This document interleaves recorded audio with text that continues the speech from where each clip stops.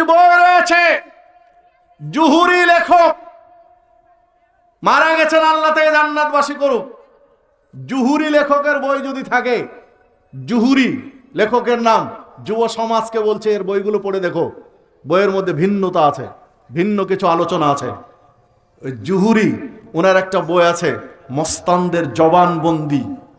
উনি প্রায় 100 মাস্তানের কাছে গিয়ে তাদের একটা করে সাক্ষাৎকার নিয়েছেন, ওই সাক্ষাৎকারটা তিনি ওই বইয়ের মধ্যে তুলে দিয়েছেন। তো মাস্তানদের জবানবন্দি বইয়ের মধ্যে তিনি একটা ঘটনা লিখেছেন। ঢাকার একজন বড় মাস্তান, ওই মাস্তান যখন মৃত্যু শয্যায় শায়িত, তখন তার কাছে মুমূর্ষ অবস্থায় মারা যায়, এই সাক্ষাৎকার নেওয়ার কয়েকদিন পরেই মারা গিয়েছিল। ওই মাস্তানের সাক্ষাৎকারটা ওখানে দিয়েছেন। তো ওইখানে তিনি তুলে ধরেছেন তার কাছে গিয়ে যে তুমি মাস্তান হলে কি করে, এই মাস্তান অপরাধ জগতে কিভাবে আসলে। তো ওই মাস্তান তার জীবনের পুরো কাহিনী বৃত্তান্ত তুলে ধরেছে যে ছাত্র হিসেবে আমি একজন ভালো ছাত্র ছিলাম, স্কুলে ভালো পড়াশোনা করে তাদের মধ্যে আমি একজন ছিলাম। তাহলে তুমি ভালো ছাত্র ছিলে, ভালো স্কুলে পড়েছো, পুরো ডিটেলসটা উনি ওখানে দিয়েছেন। তাহলে তুমি নষ্ট হলে কি করে, তুমি এই পথে কেন? তো উনি বলছেন যে আমার শুরুটা হলো বন্ধুদের পাল্লায় পড়ে প্রথমে বিড়ি খাওয়া শিখলাম। বন্ধুরা বিড়ি খেত, আনন্দ করে বিনোদনের জন্য বিড়ি খেত, আমি খেতাম না, আমাকে টিটকারি করতো, উপহাস করতো, বলতো একটা টান দিয়ে দেখ কেমন মজা। প্রথমে একদিন টান দিলাম, মাথা চক্কর দিয়ে ঘুরে গেলাম, পড়ে গেলাম।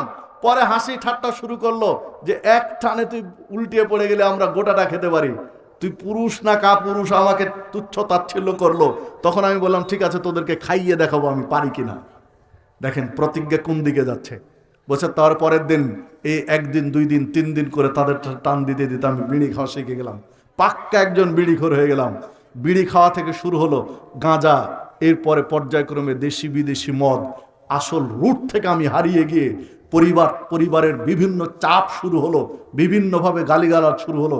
পড়ালেখা ছেড়ে দিয়ে আমি চলে আসলাম মাস্তানদের এই পথে। এখন আমি মুমূর্ষ অবস্থায় বিছানায় কাতরাচ্ছি, শরীরের পার্টসগুলো অধিকাংশ নষ্ট হয়ে গেছে।